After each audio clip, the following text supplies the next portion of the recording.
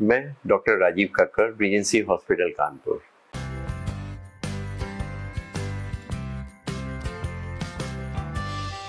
जैसा पिछले एपिसोड में हमने आपसे वादा करा था कि हम बात करेंगे कुछ इन्फेक्शन कुछ पक्षियों के बारे में।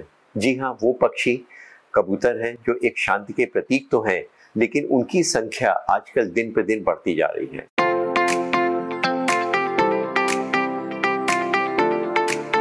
अगर आप अपने चारों तरफ देखिए तो दिन पे दिन आजकल कबूतरों की संख्या बढ़ती जा रही है। कबूतर जो एक शांति के प्रतीक है, लेकिन वो शायद हमारे स्वास्थ्य के लिए उतने शांतिप्रिय नहीं है।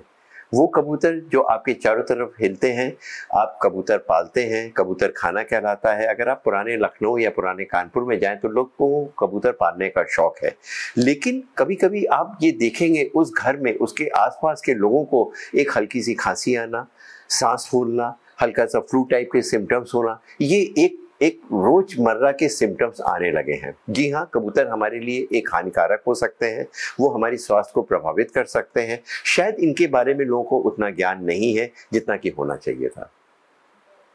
कौन से ऐसे लक्षण हैं जिन पर हम ध्यान दें कि ये हमें बीमारी कबूतरों से हो सकती है? अगर आपको सांस फूल रही है, आपकी एफिशिएंसी या जिसे स्टैमिना कहते हैं वो कम हो रहा है, आपको खांसी आ रही है, सूखी खांसी आ रही है, शाम के समय या किसी भी दिन के में आपको हल्का सा बुखार रह रहा है, तो शायद वो उसका प्रभाव आपके ऊपर पड़ना शुरू हो गया है। अगर आपके घर में एलर्जी है, आपको किसी तरह की एलर्जी है, लेकिन वो सिम्टम्स अब दिन पे दिन बढ़ते चले जा रहे हैं, तो शायद आपकी एलर्जी का एक कारण कबूतर भी है। अगर आपको कुछ वायरल इन्फेक्शन हो रहा है, आपके चेस्ट में कुछ शेडोज आ रही हैं, डॉक्टर ने कहा है कि आपको इंटरस्टिशियल लंग डिजीज या फाइब्रोसिस हो रही है, तो शायद वो कबूतर हैं जो इसके लिए कारण हो सकते हैं। अगर एक टर्मिनोलॉजी होती है जैसे कहते हैं हाइपोसेंसिटिविटी निमोनाइटिस, वो भी दिन पे दिन पिछले कुछ समय से, कुछ सालों से इंडिया में सबसे ज़्यादा बढ़ने का कारण है। और ये देखा गया है कि कबूतरों की संख्या जिस कदर बढ़ रही है, उसी अनुपात में इस डिजीज का बढ़ना भी आगे बढ़ रहा है। तो ये देखा गया है कि जो इंटरस्टिशियल लंग डिजीज है, जिसमें हाइपरसेंसिटिविटी निमोनाइटिस आती है, वो उसका मुख्य कारण कबूतर ही है। अगर आपके घरों पे कबूतर आ रहे हैं, क्या आपको सांस फूल रही है, क्या आपको हल्का हल्का बुखार बीच में आता है, आपको थकान महसूस होती है, आप सवेरे उठ करके फ्रेश नहीं महसूस होते हैं, तो हो सकता है ये कबूतर आपके हेल्थ के ऊपर इफेक्ट कर रहा हो। जी हाँ, कुछ वो सिम्टम्स जो कि आपके लिए बहुत सामान्य है, जो आगे आने वाले भविष्य में आपके फेफड़े को खराब कर सकते हैं। अगर कबूतर आपकी छत में आ रहे हैं, आपके घर के आसपास हो रहे हैं और आपको थोड़े समय के लिए सांस फूल रही है, आपको हल्का सा बुखार रहता है, ड्राई कफ रहता है, सूखी खांसी आ रही है, चलने पे थकान महसूस हो रही है, कुछ फ्लू टाइप के सिम्टम्स आ रहे हैं, तो आपके ऊपर कबूतरों का प्रभाव पड़ना शुरू हो गया है। आपको इसके लिए जांच कराने की ज़रूरत है, डॉक्टर से संपर्क करने की ज़रूरत है।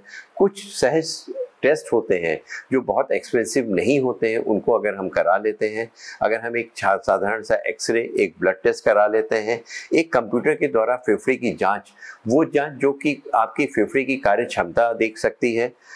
अगर फेफड़े में आपकी हाइट, एज, वेट के हिसाब से क्या होना चाहिए, वो कंप्यूटर में ऑलरेडी रहता है। आप एक दो बार सांस लेते छोड़ते हैं तो मालूम पड़ जाता है कि फेफड़े की क्षमता क्या है, बड़ी सांस की नली में सूजन आ रही है कि छोटी सांस की नली में सूजन आ रही है।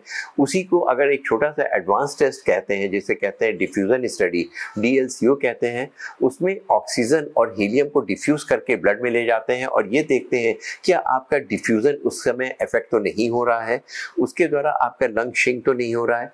लंग एक बैलून की तरह होता है, क्या वो बैलून धीरे धीरे सख्त तो नहीं हो रहा है, उसकी सिकुड़ने और फैलने की क्षमता कम तो नहीं हो रही है। ये वो टेस्ट है जिसके द्वारा हमें मालूम पड़ सकता है कि आपके लंग के ऊपर पीजन का इफेक्ट हो गया है। एक वो टेस्ट भी होता है जिसे हम कहते हैं 6 मिनट वॉक टेस्ट। उससे हमें मालूम पड़ता है कि रोजमर्रा की अवस्था में जो हम काम करते हैं उसमें आपकी ऑक्सीजन कम तो नहीं हो रही है, आपका स्टैमिना तो नहीं कम हो रहा है। जो आपको थकान कहते हैं कि हमें काम करने का मन नहीं हो रहा है, थकान हो रही है, वो आपको इस टेस्ट के द्वारा मालूम पड़ सकता है। ये वो टेस्ट हैं जिससे हमें मालूम पड़ सकता है कि फेफड़े में आपकी फाइब्रोसिस तो नहीं हो रही है, उनके लंग वॉल्यूम के ऊपर इफेक्ट नहीं हो रहा है। एक छोटा सा और एडवांस टेस्ट होता है जिसके बॉडी प्लेथिस्मोग्राफी कहते हैं। वो एक बॉक्स में बैठाल करके उसका टेस्ट होता है, उसमें लंग के वॉल्यूम के बारे में स्टडी कर सकते हैं। कुछ टेस्ट एडवांस भी हैं, कुछ हल्के भी हैं। अगर वो छोटे से टेस्ट हम कर लें तो होने वाले आगे के समय पे जो आपकी लंग फाइब्रोसिस हो रही है, लंग में इन्फेक्शन होने जा रहा है, वो उसको हम रोक सकते हैं।